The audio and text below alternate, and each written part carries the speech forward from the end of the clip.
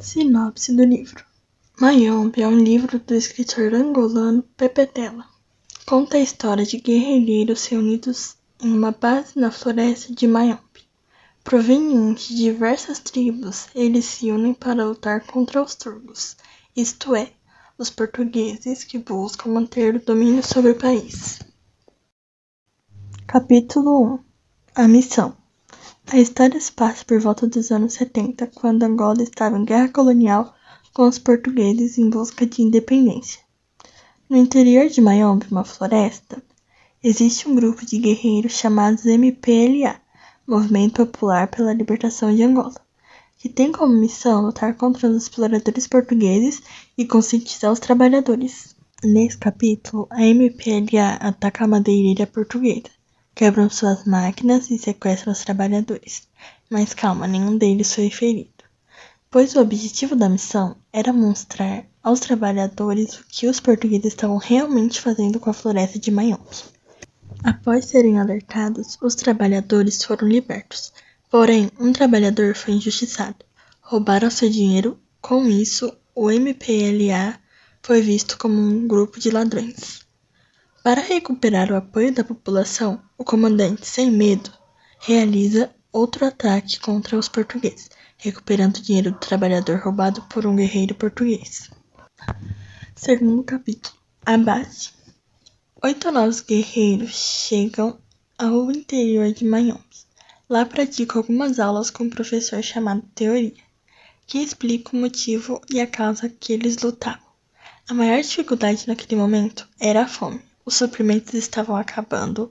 Logo o comissário vai para a cidade de Delize em busca do dirigente André, para que ele envie mais comida à base. Voltando à base, o comissário discute com Sem Medo, mas logo tudo se resolve. Terceiro capítulo. Ondina.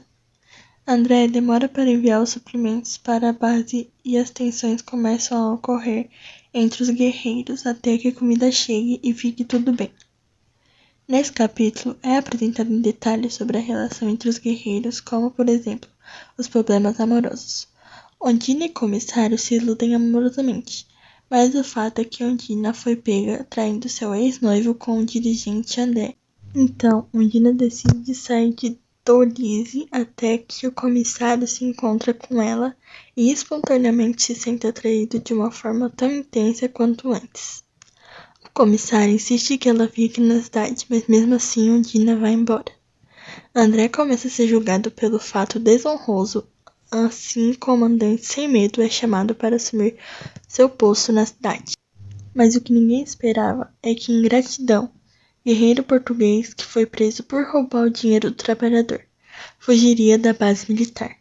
Para piorar a situação, os portugueses instalam uma base em Pau Caído, lugar próximo de Mayombe. Quarto capítulo. A Surucucu.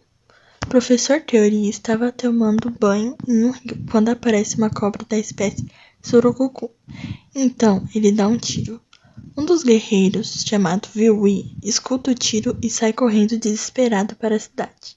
Chegando lá, avisa o comandante Sem Medo que os portugueses estavam atacando a base. O comandante Sem Medo, junto ao chefe de operação, se organiza para ir à base supostamente atacada, um pelo rio e outro pelas montanhas. Chegando lá, para a surpresa deles, descobrem que o ataque foi apenas engano, causado por uma simples cobra. Quinto capítulo. A Amoreira.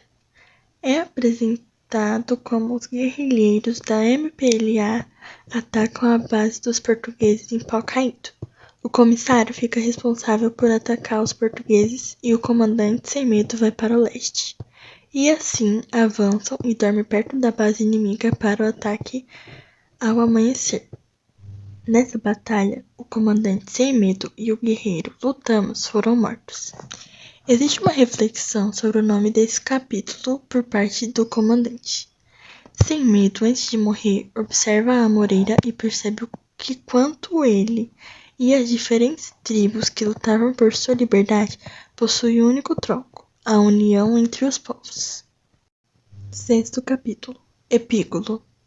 O comissário entende o sacrifício da MPLA e do Sem Medo. Refletindo a morte do comissário, percebe o quão importante é a união sobre as tribos. Então, ele é enviado para a posição que o comandante ocupava. O livro acaba em uma metáfora de que todos os homens são as folhas de amoreira e cada uma delas são ligadas por um tronco.